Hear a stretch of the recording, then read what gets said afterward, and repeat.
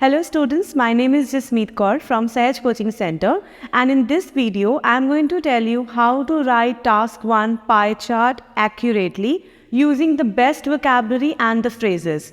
Usually क्या होता है कि पाई चार्ट लिखने के टाइम पे हमें प्रॉब्लम आती है परसेंटेजेस को एक्सप्लेन करने में, क्योंकि पाई चार्ट जो है सारा ही एक्यूमुलेट हुआ होता है स्लाइसेस में, जिसको रेशियोज और प्रोपोर्शन या परसेंटेज में डिवाइड किया होता है और उसी को हमने बाद में बॉडी पैराग्राफ में एक्सप्लेन करना होता है। तो इसके अंदर एक सेकंड प्रॉब्लम ये रहती है कि बॉडी पैराग्राफ को हम कैसे सेपरेट करें, कंपैरिजन कहाँ पे शो करें एंड इसके अंदर वेरिएशन कहाँ पे लेके आए कि हमारा जो राइटर जो एग्जामिनर चेक कर रहा है उसको हमारी राइटिंग में थोड़ी बहुत वेरिएशन मिले। तो ये वाली जो वीडियो है ये पाई चार्ट के ब्रीफ के बारे में होने वाली है।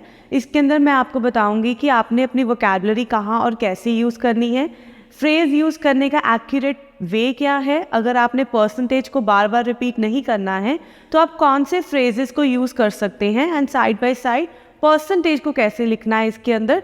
तो इस वीडियो में मैं आपको ये सब बताऊंगी। So let's start with the video. Firstly looking at the board, यहाँ मैंने एक पाई ड्रॉ किया हुआ है जिसके अंदर जो क्वेश्चन है that is that the graph below shows the percentage of world's forest.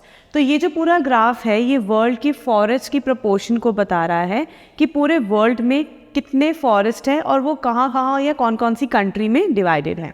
तो if we look at this graph first, तो इसके अंदर हमें पहले देखना है कि ये प्रोपोर्शंस कौन कौन सी हैं, कितनी कंट्रीज़ गिवन है और कितने रेशियोज़ में गिवन है। तो यहाँ we are given with 2, 3, 4, 5 and 6 countries. अब ये तो सिंगल पाई चार्ट है, तो सिंगल पाई चार्ट को हम एक बॉडी पैराग्राफ में ही एक्सप्लेन कर देंगे।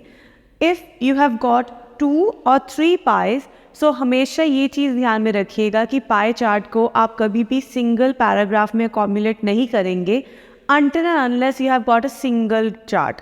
If you have got multiple charts जिसके अंदर 3 पाई चार्ट्स गिवन है तो आप वो उसको अलग अलग पैराग्राफ में डिस्क्राइब करना है।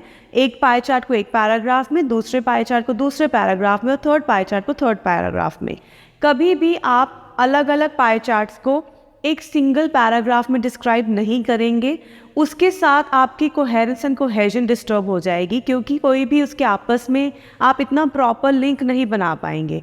यूजुअली क्या होता है, हम अपने पाई चार्ट को जो है एक पैराग्राफ में लिखने के टाइम पे, जैसे ये पूरा ग्राफ है इसमें मैं अलग अलग सेंटेंस स्ट्रक्चर्स यूज़ करके एक्सप्लेन करूँगी, लेकिन अगर मैं इसको विदाउट कोई सेंटेंस स्ट्रक्चर डिस्टर्ब किए लिख रही हूँ तो उसके अंदर मैं एक चीज़ ध्यान में रखूँगी कि जब भी मैं एक्सप्लेन करूँगी मेरे सेंटेंस स्ट्रक्चर्स जो हैं वो वेरी करेंगे, वो सिमिलर कभी नहीं होंगे।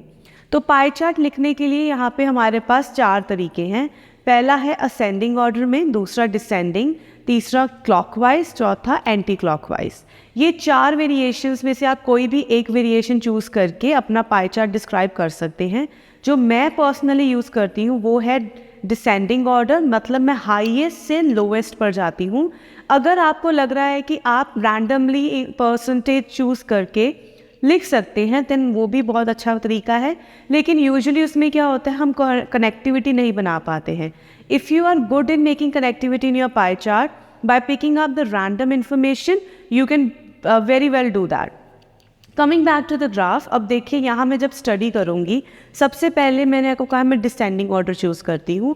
सेकेंडली अगर आपके पास कोई रैंडम ऑर्डर है आप रैंडमली पिक कर सकते हो। पहले मैं आपको बताऊँगी कि डिसेंडिंग ऑर्डर में कैसे इमेजेस चूज़ करनी है। तो यहाँ मैं पहले देखिए मेरे पास है साउथ अमेरिका 26.5, रशिया 24.2। तो इन दोनों को मैं पहले लिखूँगी, choosing South America first and then going on to the Russia side, and then I'll come back to South Africa, North America and फिर है एशिया, ओशियानिया एंड यूरोप। तो ये मेरा डिसेंडिंग ऑर्डर रहेगा। अगर मैं रैंडमली चूज़ कर रही हूँ इन्फॉर्मेशन को तो मैं यहाँ पे देखूँगी कि मेरे पास जो इन्फॉर्मेशन है वो आइडेंटिकल कहाँ पे है। तो यहाँ मेरे पास आइडेंटिकल है नॉर्थ अमेरिका, साउथ अमेरिका। तो मतलब ये कलेक्टिवली जो पार्ट है अमेरिका के फॉरेस्ट के बारे में बात कर रहा है, जो उसके नॉर्दर्न और सदर्न हेमिस्फीयर की बात कर रहा है। तो अगर मैं इसको प्लस करूँ तो ये अप्रॉक्सीमेटली जो है 50 या फिर हाफ प्रोपोर्शन पे लेके जा रहा है। If you added it must be its somewhere around 48%। और इसको अगर मैं कंबाइन करके लिखूँ तो I can write almost half of the world's forest are found in North America and South America collectively. यहाँ मेरा वर्ड रहेगा कलेक्टिवली, क्योंकि मैं इन दोनों को कंबाइन करके जो है वो अपनी इंफॉर्मेशन को लिखूंगी। सेकेंड पॉइंट पे मैं आ जाऊंगी रशिया पे, क्योंकि इन दोनों के बाद रशिया की प्रोपोर्शन 24.2% है। तो यहाँ लिख के फिर I will come back to this part. After that I will talk about South Africa, Asia and Oceania and Europe. इन दोनों को मैं एंड में लिखूंगी। अब ये तो हो गया हमारा पाई चार्ट स्टडी हो गया, लेकिन अब नेक्स्ट स्टेप है इस प्रोपोर्शन को एक्सप्लेन करना।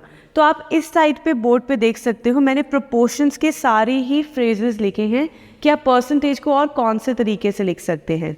अगर आपका पाई चार्ट शो कर रहा है 80-75%, तो या तो आप लिख सकते हो अ मेजर लार्ज मेजॉरिटी, या लिख सकते हो 4/5 80% के लिए, 3/4 75% के लिए।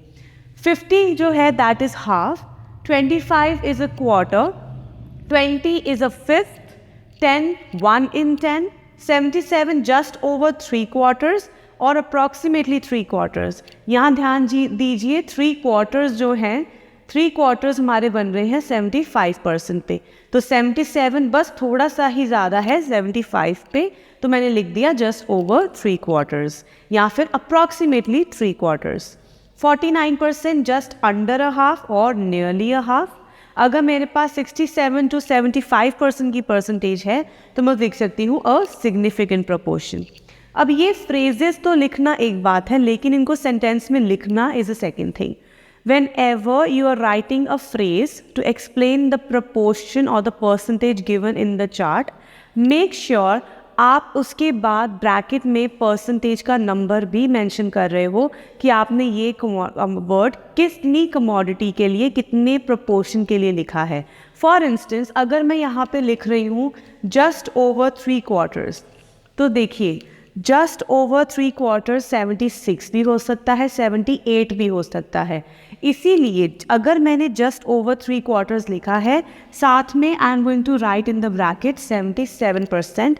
एंड ब्रैकेट वाली इंफॉर्मेशन जो है उसका मतलब है कि आप सिर्फ एक इंडिकेशन देना चाहते हो, but it is not actually the part of that whole sentence. तो कभी भी आप ब्रैकेट में numbers without making its connectivity in the paragraph नहीं लिखेंगे।